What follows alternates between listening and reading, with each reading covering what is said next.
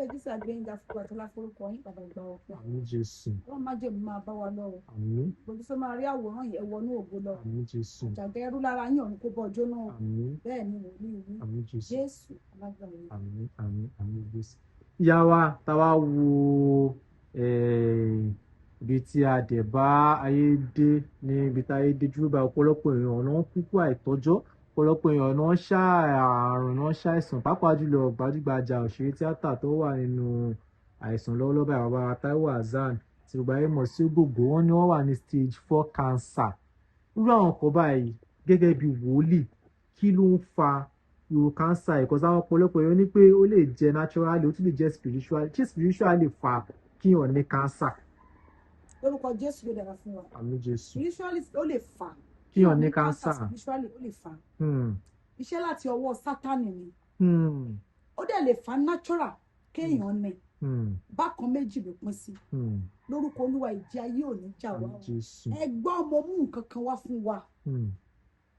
nípasẹ̀ ọ̀rọ̀. Ọ̀rọ̀. Bẹ́ẹ̀ ni tí ogun gbà wọnú ayé ènìyàn. Hmm. Nígbà táwa nú sáfìsì lérè ní ọ̀run kọ sí mi, ẹ̀mí ọ̀run sọ fún mi pé a fi ọ̀rọ̀ di àwọn kan mọ́lẹ̀. Lọ́wọ́lọ́wọ́ báyìí. Bẹ́ẹ̀ ni ṣé ẹ rí ọ̀rọ̀ tá à ń sọ yìí? Ó gbẹ̀sọ̀ o. Èèyàn lè fi ọ̀rọ̀ dè èèyàn, èèyàn lè fi ọ̀rọ̀ tú èèyàn. Ẹgbẹ́ Bíbélì sọ pé náà ètè kọ́ ṣe ọ̀rọ̀ wà pẹ̀lú Ọlọ́run. Ọlọ́run sì ni ọ̀rọ̀ náà. Ọ̀rọ̀ la fi dálé ayé. Lẹ́yìn rẹ̀ kò sí ohun mìíràn.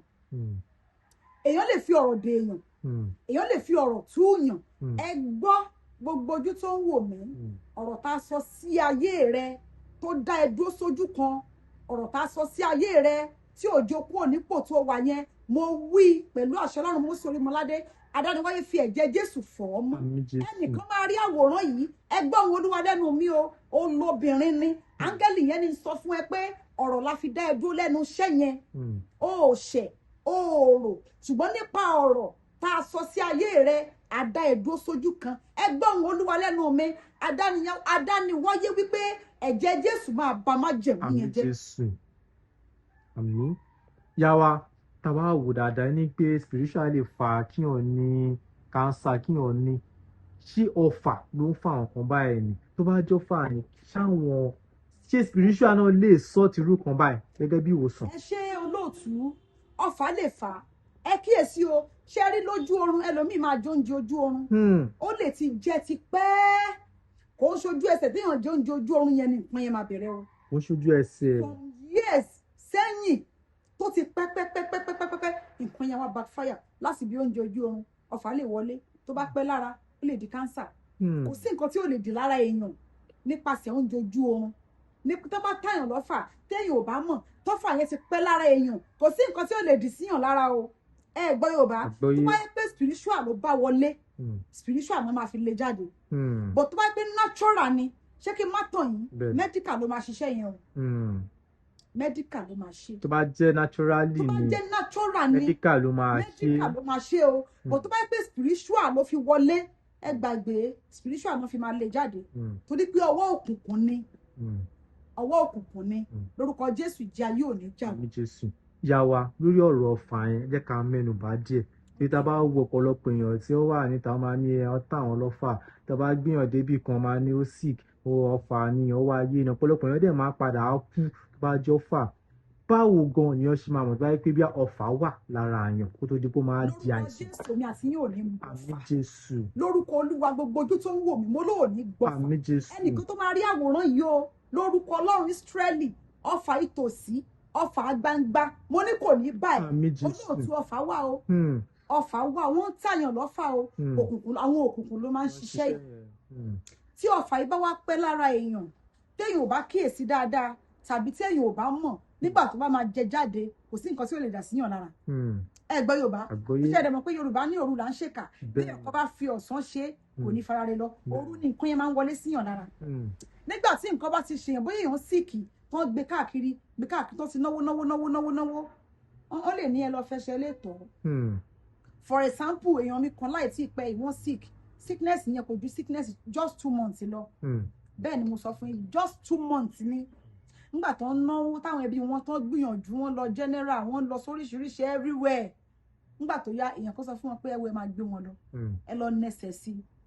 nígbà tó ń nẹsẹ̀ sí wọ́n rí pọ́wọ́ èèyàn ló wà ń bẹ̀ ṣùgbọ́n ó ti bọ́wọ́ orí ó ti nǹkan yẹn ti lọ fáfáfá ó ti late ó ti God bless you nǹkan yẹn ti late tí ọ̀fọ̀ bá wà lára èèyàn téèyàn bá tètè gẹ́ẹ̀tì fúnra ẹ̀ pé kíní yìí o spiritual ni kò ṣe nǹkan tí mo lè fi medical kò lójú gẹ́ẹ̀tì kéèyàn tètè bọ́ ta ọlọ́run ò kájò kó tó di àìsàn bẹ́ẹ̀ni kí báwọn ni àwọn àkíyèsí ni wọn máa kíyèsí pé dàbí ó fẹ́ jọ pọ́fà lélẹ̀ kó tó di àìsàn. ẹ ṣe ẹni tí kò rọrùn sùn tí ò rọrùn sùn for some months kò sùn rárá ó dẹ̀ ti lọ sí hospital dókítà ti ṣe gbogbo àyẹ̀wò tó yẹ kán ṣe téèyàn bá rọrùn sùn ikú sí ń bọ̀ díẹ̀díẹ̀ nìyẹn ókè wá lọ sí hospital àwọn dókítà ti yẹ̀ wò lọ ṣe tẹ́sì eléyìí wá lọ ṣe tọ̀hún wá ó ti gbìyànjú síbẹ̀ bẹ́ẹ̀ náà kò change dókítà dẹ̀ ti gbìyànjú kó ètè mọ̀ pé nǹkan ti bọ́ sóhun lára o nǹkan tí kò má fojú pé bóyá bó ṣe wá bọ́ ọlọ́run ò kì í ṣe bí o nígbà tó ti lọ sí hospital yẹn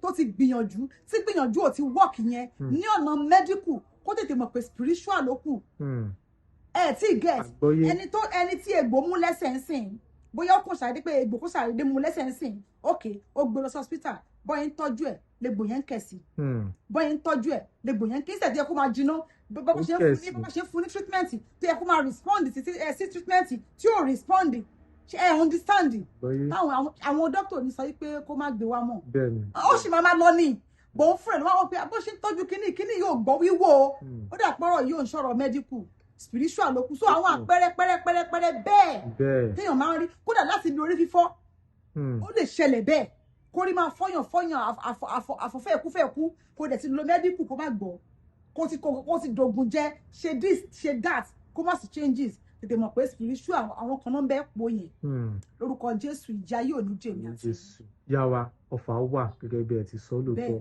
ṣé ẹ̀rọ ọfà wà lọ́wọ́ tí ń tẹ́kú tó bá pè yàn máa bà tó dájú. ẹ̀rọ ọfà wà tó dájú ṣùgbọ́n Ọlọ́run dájú ju gbogbo ẹ̀ lọ. ẹ̀rọ ọfà wà tó dájú wí bẹ́ẹ̀ jẹ́ bẹ́ẹ̀ wà lọ́wọ́ Ọlọ́run a máa gbìyànjú ni ṣùgbọ́n ẹ̀rọ ọfà wà tó dájú tó lè jẹ́ pé Ọlọ́run dájú jù tí àṣẹ Ọlọ́run wà lára ẹ̀.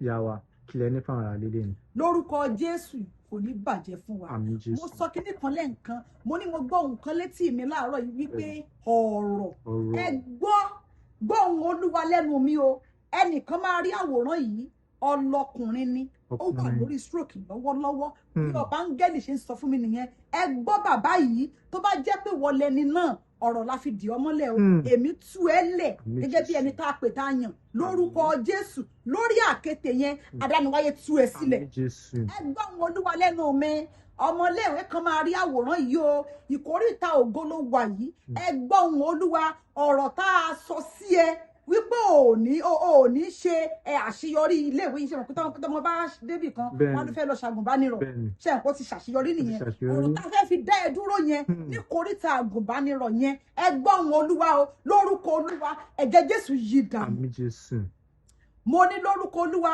ẹ̀jẹ̀ Jésù yí dànù ojú kan máa rí àwòrán yìí ọlọkùnrin ni ìdààmú rẹ dópin mo ní ìdààmú rẹ dópin ọ̀rọ̀ tá a fi dì ọ́ èmi wí gẹ́gẹ́ bí ẹni ìpè gẹ́gẹ́ bí ẹni ìyàn ní àkókò yìí ẹ̀rọ tá a fi dì ọ́ yẹn èmi fi ọ̀rọ̀ tú ẹ sílẹ̀ ọ̀run kó tú ẹ sílẹ̀ ẹ gbọ́ ohùn Olúwa lẹ́nu mi gbogbo ojú tó máa rí àwòrán yìí mo súre fún yín lórúkọ Ọlọ́run Ísírẹ́lì ìkórìtà ìṣerere tí èṣù dì ẹ́ mọ́ ìkórìtà àṣeyọrí tí ogunlé rẹ̀ dì ẹ́ mọ́ adániwáyé kọjá lọ síbẹ̀ a tú ọ sílẹ̀ lórúkọ Olúwa mo lá tú ọ sílẹ̀ ní kòríta tó yẹ kó o ti rógolo yẹn tó o ti ń pòyì lójú kan náà lórúkọ Jésù mo rán ọ̀rọ̀ jáde ẹ gbọ́ ná Bíbélì wípé mo rán ọ̀rọ̀ mi jáde kì yóò padà láì ṣiṣẹ́ tí mo rán ọ̀rọ̀ jáde sí gbogbo ojú tó ń wò mí mo rán ọ̀rọ̀ jáde lákòókò yìí èmi dúró lórí Kristi àpáta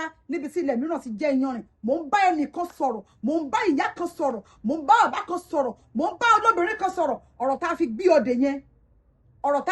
ọdẹ yẹn tó o fi wà lórí ìdí àìsàn lórúkọ Ọlọ́run Ísírẹ́lì ọ̀rọ̀ kó tú ẹ sílẹ̀ mo ní lórúkọ Olúwa ọ̀rọ̀ kó tú ẹ sílẹ̀ ìlú òyìnbó tó fẹ́ lọ yẹn tí wọ́n ń dá ẹ padà ó dé ẹ̀mẹ́ta tí wọ́n ti dá ẹ padà lórúkọ Olúwa ọ̀rọ̀ tú ẹ sílẹ̀ ọ̀rọ̀ la fi gbé ẹ̀dẹ̀ tá a fi láàmì jó onílọsíwájú mo wí gẹ́gẹ́ bí ẹni ìpè ọ̀rọ̀ tú ẹ sílẹ̀ ògbójú tó máa rí àwòrán yìí ẹ wọnú ayé lọ kẹ́ ẹ lọ ṣe rere ilẹ̀kùn ayọ̀ tó ń kàn yẹn àwọn ọ̀run máa ṣí lọ́sẹ̀ yìí gangan àwọn ọ̀run máa ṣí ẹ gbọ́ ohùn Olúwa lẹ́nu mi ogun tó takú yẹn sínú ayé ìwọ ìránṣẹ́ yìí tó dúró torí tóun ò bá kú ò ní rọ́nà lọ lórúkọ Olúwa ilẹ̀ tí ń jẹ́ lúdógò rátábì rámìmì kó gbé wọn mì wọnú ògo lọ ẹ lọ ṣe rere ẹ lọ ṣe rere ẹ lọ ṣe rere ògo rẹ tẹ̀ ẹ́ lọ́wọ́ bẹ́ẹ̀ ni wòlíì wí ẹ̀jẹ̀ Jésù ṣèdìdí ẹ̀ ohunkóhun ò ní yí padà Jésù alágbàwí wa.